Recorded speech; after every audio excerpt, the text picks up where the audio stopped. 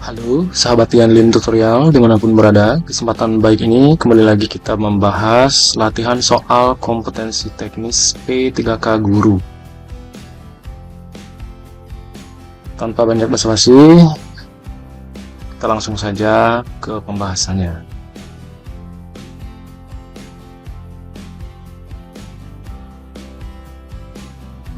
Baik, soal pertama.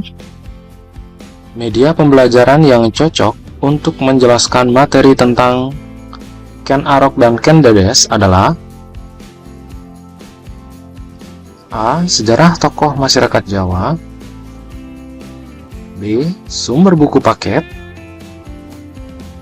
C. Gambar peta dan global, D. Video kisah Ken Arok dan Ken Dedes, E. Gambar candi.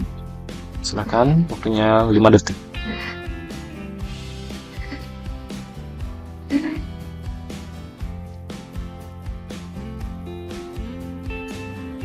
Jawaban yang tepat yaitu option D. Video kisah Ken Arok dan Ken Dedes. Oke, kita lanjutkan ke pertanyaan 2. Pemberian umpan balik jika siswa heterogen adalah A. Representative feedback, B. Cumulative feedback, C. Quantitative feedback, D. Institutionalist feedback, E. External feedback. Silakan dijawab.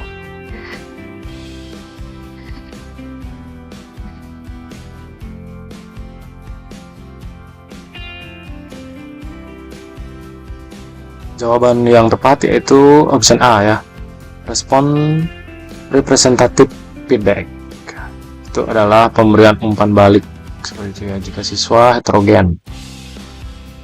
Oke, kita lanjutkan ke pertanyaan 3. Pemberian umpan balik kepada peserta didik penting dilakukan untuk meningkatkan keberhasilan, memperbaiki kesalahan, membantu mengungkap kesalahpahaman, dan menyerahkan perbaikan tertentu. Jenis umpan balik jika siswa homogen adalah A. Representative feedback, B. Cumulative feedback, C. Quantitative feedback, D. Institutionalist feedback, E. External feedback. Silahkan.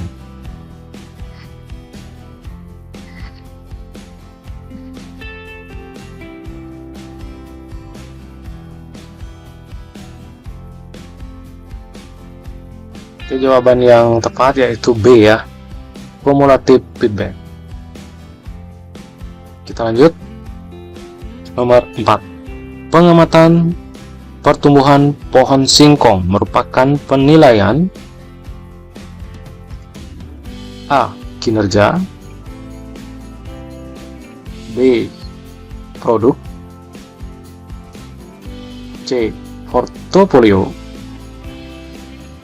D. Proyek, E. Praktek. Silahkan 5 detik.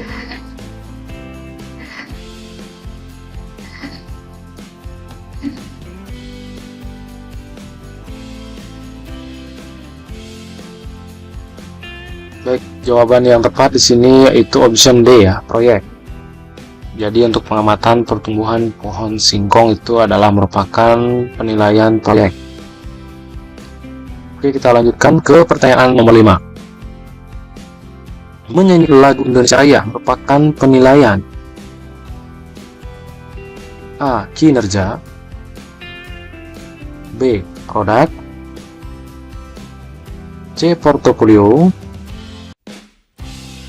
D. Proyek, dan E. Praktek. Silakan, waktunya 5 detik.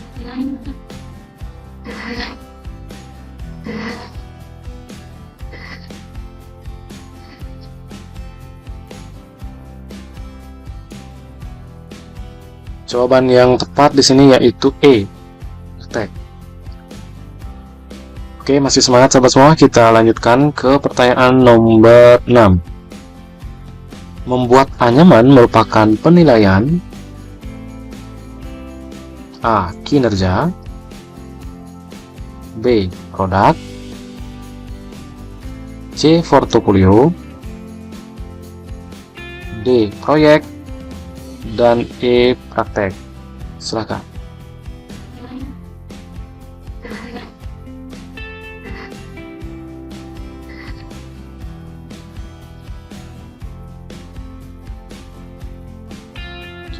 Jawabannya yaitu B ya, produk. Lanjut ke pertanyaan 7. Siswa membuat laporan hasil pengamatan proses fotosintesis termasuk penilaian A. Kinerja, B. Produk, C. Portofolio, D. Proyek, dan E. Praktek. Silakan.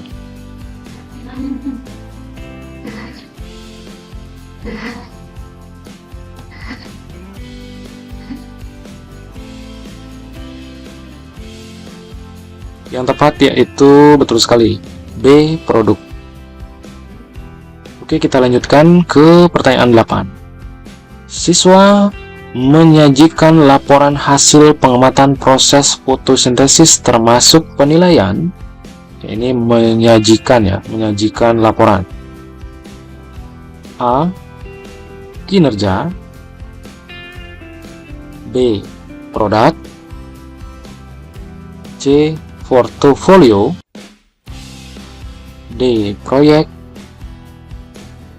dan E. Praktek. Silakan.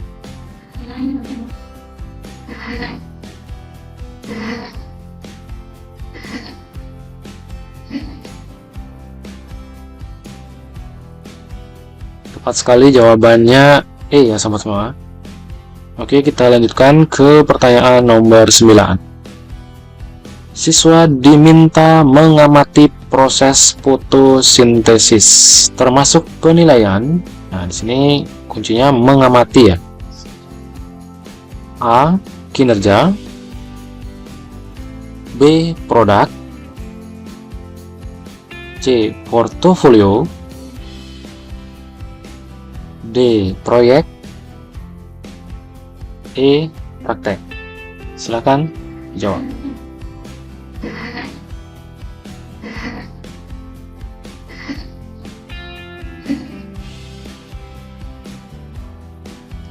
Tepat sekali jawabannya yaitu proyek ya, option D.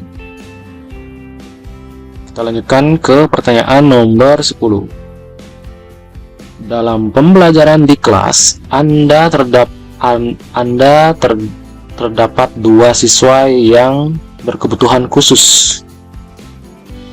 Saya ulangi. Dalam pembelajaran di kelas Anda, terdapat dua siswa yang berkebutuhan khusus. Pembelajaran apa yang tepat dilakukan dalam menghadapi kondisi ini? A. Menyuruh anak itu mengerjakan soal ke depan dan membimbingnya. B. Membagi kelompok diskusi. C. Melakukan pembimbingan di tempat duduk mereka. D. Mengelompokkan dengan siswa pintar agar bisa ikut terimbas. Dan E. Memisahkan kedua siswa dengan siswa normal lainnya dengan memperlakukan berbeda. Silakan dijawab.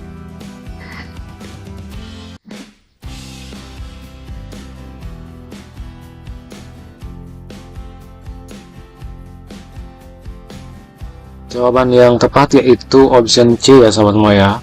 Jika terdapat dua siswa yang berkebutuhan khusus, kita harus option C ya, melakukan pembimbingan di tempat duduk mereka agar lebih efisien gitu ya, agar lebih kena gitu materinya.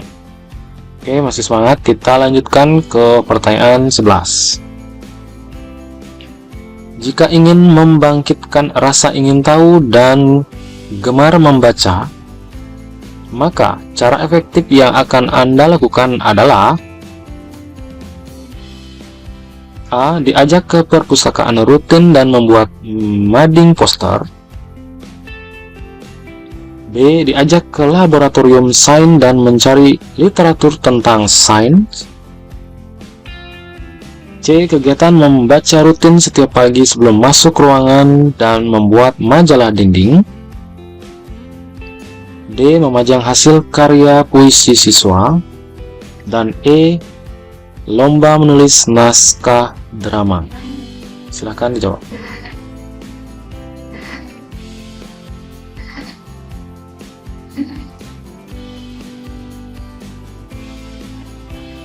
Tepat sekali, jawabannya option B ya sama-sama. Diajak ke laboratorium sains dan mencari literatur tentang sains. Itu adalah bisa membangkitkan rasa ingin tahu, seperti itu ya, dengan gemar membaca.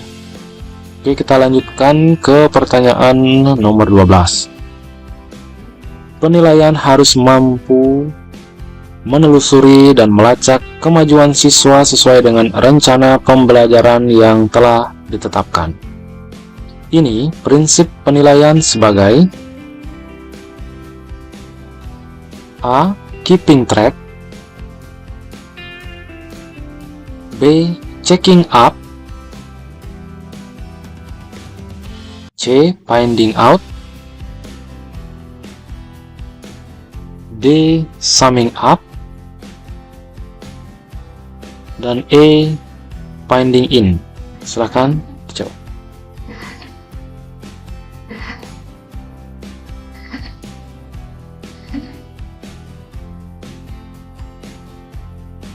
Jawaban yang tepat yaitu option A ya, keeping track. Karena kuncinya adalah melacak gitu ya. Jadi kuncinya melacak siswa, rencana pembelajaran yang akan ditetapkan. Contohnya kita bisa memberikan beberapa pertanyaan di awal gitu ya, untuk melacak sebagaimana kemampuan dari siswa yang mau kita ajarkan. Oke, kita lanjutkan ke pertanyaan nomor 13. Penilaian harus mampu mengecek ketercapaian kemampuan peserta didik dalam proses pembelajaran. Ini adalah prinsip penilaian otentik sebagai, jadi kuncinya mengecek ketercapaian ya. Option A, keeping track. B. Checking up. C. Finding out. D. Summing up. Dan E. Finding in. Silakan 5 detik.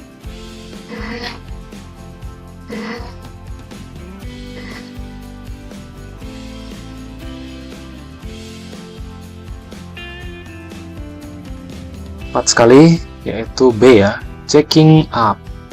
Jadi penilaian mampu mengecek ketercapaian kemampuan peserta didik, gitu ya. Namanya checking up. Oke, kita lanjutkan. Pertanyaan nomor 14. Guru menguasai bidang keilmuan lain yang menunjang proses pembelajaran adalah kompetensi A. Pedagogik. B. Profesional. C. Kepribadian. D. Sosial. Dan E. Budaya. Silakan, waktunya 5 detik.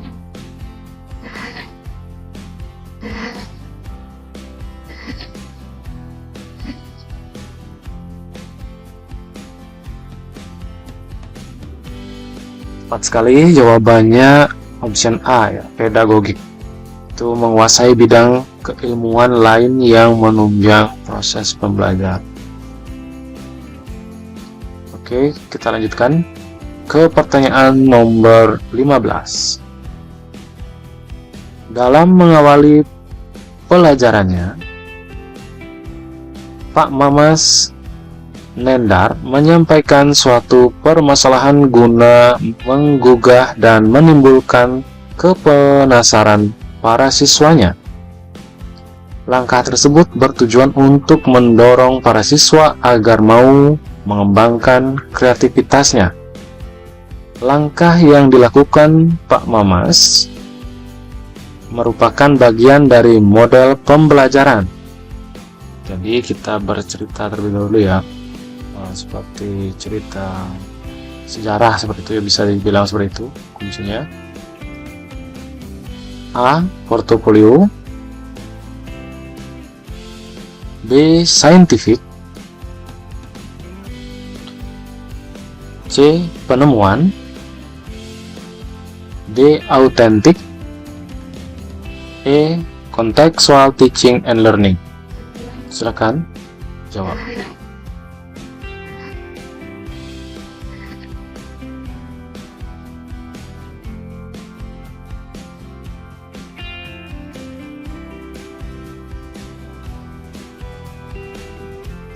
Betul sekali, jawabannya C ya, penemuan.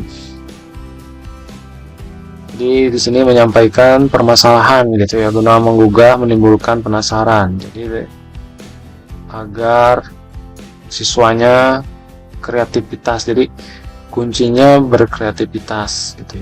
Jadi yang tepat di sini adalah C, penemuan. Kita lanjutkan ke pertanyaan 16. Dalam mengawali pelajarannya, Pak Ali merumuskan pertanyaan, mengumpulkan data atau informasi dengan berbagai teknik,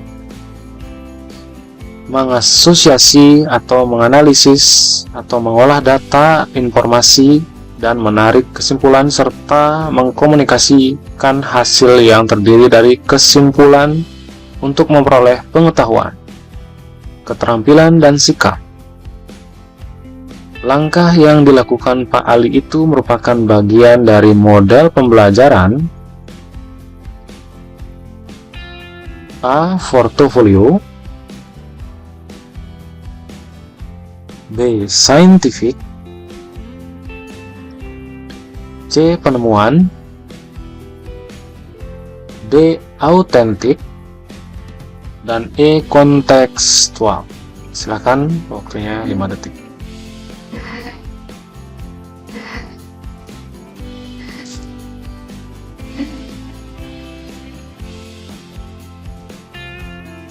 Jawaban yang tepat yaitu scientific ya. Oke, masih semangat sahabat semua? Kita lanjutkan ke pertanyaan nomor 17. Manakah cara yang paling efektif dan bermakna dalam mengkomunikasikan hasil penilaian harian atau capaian sementara kepada siswa dan orang tua? A. Menggunakan angka-angka dan peringkat sementara siswa dalam kelas. B. Menggunakan angka-angka tanpa disertai peringkat.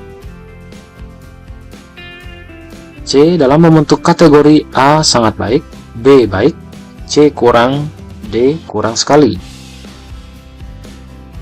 Option D. Dalam bentuk angka KKM yang dicapai pada masa pelajaran dan kelulusannya. Dan E. Dalam bentuk deskripsi tentang KKM yang sudah dicapai dalam bentuk dan belum dicapai. Silakan dijawab.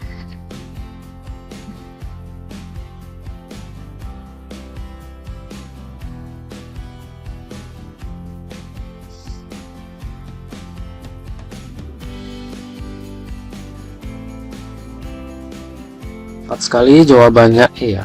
Dalam bentuk deskripsi tentang KKM yang sudah dicapai dan belum dicapai. Itu paling efektif dalam mengkomunikasikan hasil penilaian. Oke, kita lanjutkan ke pertanyaan nomor 18. Penilaian yang dilakukan oleh seorang guru harus dapat menilai kemampuan siswa sesuai dengan tuntutan kurikulum dan meliputi berbagai aspek. Hal ini sesuai dengan prinsip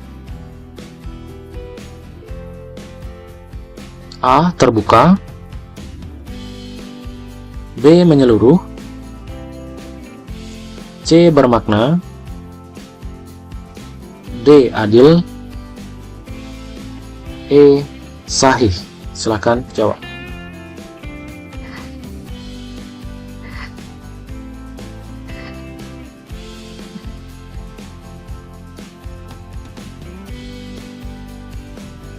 Tepat sekali jawaban yang di sini kita tepat, yaitu B ya, menyeluruh.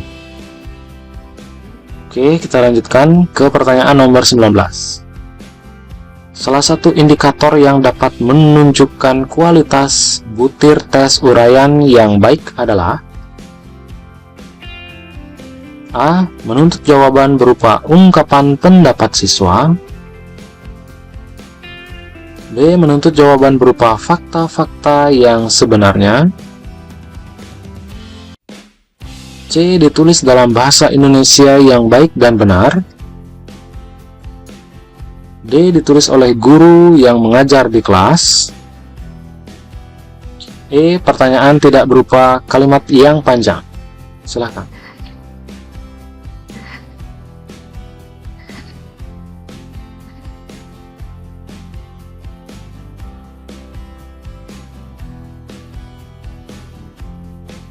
Tepat sekali jawabannya A ya. Menuntut jawaban berupa ungkapan pendapat siswa. Ini menunjukkan kualitas ya. Jadi kuncinya indikator untuk menunjukkan kualitas peserta didik seperti itu ya. Oke, kita lanjutkan ke pertanyaan 20. Berikut ini merupakan faktor-faktor yang perlu diperhatikan dalam pengembangan kisi-kisi tes uraian, kecuali, jadi kebalikannya ya, yang tidak. Option A, menentukan alokasi waktu, menentukan pokok bahasan, menentukan indikator tujuan, D. Pendistribusian butir soal, dan E. Menentukan alokasi hayalan. Silakan, waktunya 5 detik.